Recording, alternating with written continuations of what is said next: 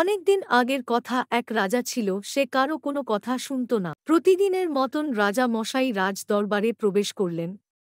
সেনাপতি মশাই বললেন। রাজা মশাই, আপনি কি কিছু নিয়ে চিন্তা করছেন? রাজা বলল। হ্যাঁ, সেনাপতি, ভাবছি শিকারে বের হব। বেশ, তো কাল ভোর বেলায় বেরিয়ে পড়ব। রাজা মশাই এবং সেনাপতি মশাই ভোরে রওনা করল তাদের ঘোড়া নিয়ে।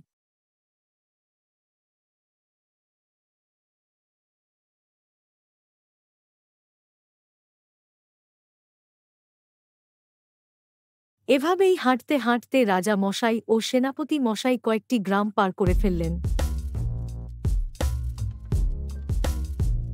আরও কিছুদূর হাঁটার পর রাজা মশাই ও সেনাপতি মশাই গভীর জঙ্গলের ভেতর প্রবেশ করে ফেলল। হাঁটতে হাঁটতে রাজা সেনাপতির ঘোড়া ক্লান্ত হয়ে পড়ে এবং বিশ্রামের জন্য মাটিতে লুটিয়ে পড়ে। রাজা মশাই ও সেনাপতি মশাই তাদের ঘোড়া সেখানে রেখেই তারা আবার সামনের দিকে চলতে শুরু করে। একটি পাখি তাদের দিকে খেয়াল করে।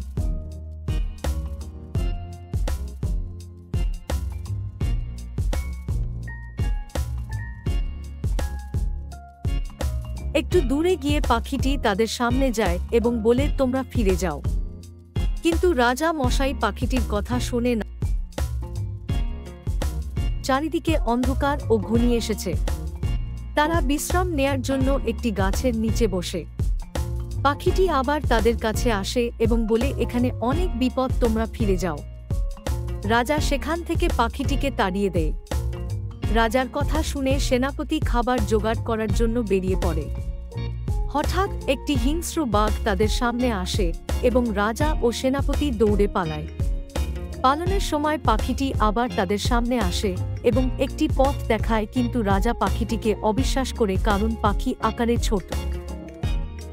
বাঘ তাদেরকে ধরে ফেলে এবং সেখানেই তাদের মৃত্যু হয়।